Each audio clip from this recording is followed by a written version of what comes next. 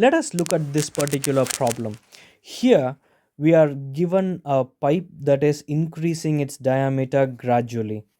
We have the diameter in section 1 is at the inlet 7.5 centimeter, so diameter 1 is 7.5 centimeter, and the radius in section 2 is 10 centimeter. They are trying to trick us. They are giving the radius 2 equals 10 centimeter. Okay, the inlet velocity is 4 meters per second, so c1 is 4 meters per second, and they are asking us to calculate in the outlet what would be the velocity, the volumetric flow rate, and the mass flow rate. All that I'm doing here is that I've written whatever we know in standard form. It's very important. Yeah, please do that, otherwise you might just easily mix up.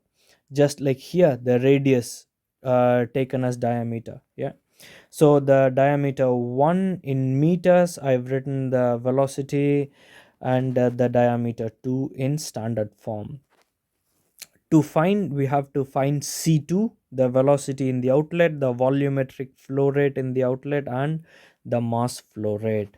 Okay, um, my dear people, volumetric flow rate 1 equals volumetric flow rate 2 from continuity equation. We already know that.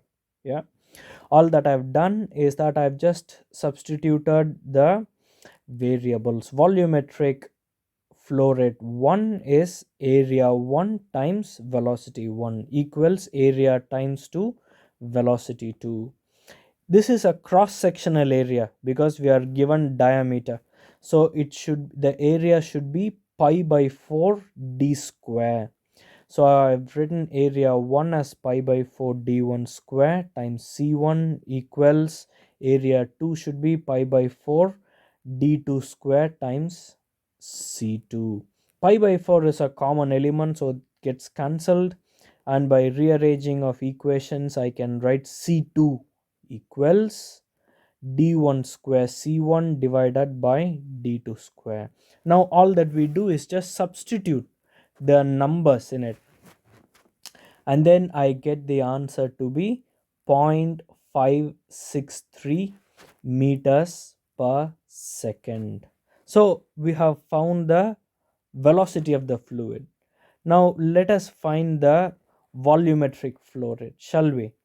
Yeah, we know that the volumetric flow rate equation is area times the velocity. Here I have done it for section 2, but you can do it for section 1 as well. It should give you exactly the same answer.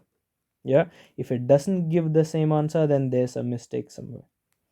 So for section 2, area 2 times velocity 2. Area 2 is pi by 4 times diameter we know is 20 centimeter. So 20 to 10 power minus 2 whole square times the velocity we have just found out here. So I've just substituted it here, and then I put it in the calculator and I get the volumetric flow rate.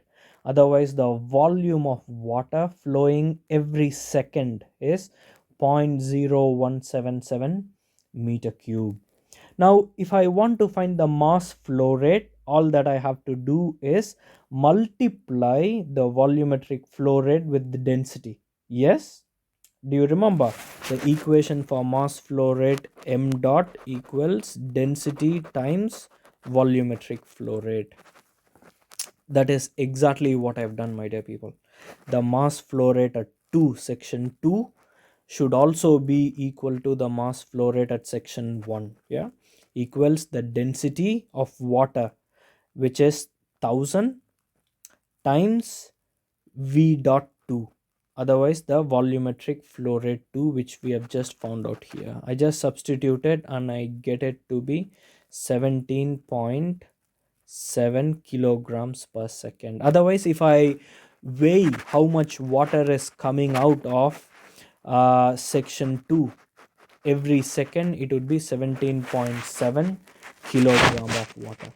Yeah, you know what, people, I would also suggest that you pause the video now, and then try to work out what would this be for v dot 1 for section 1, and similarly if you are getting the same answer for m dot 1, yeah, you should exactly get the same answer. Try it out.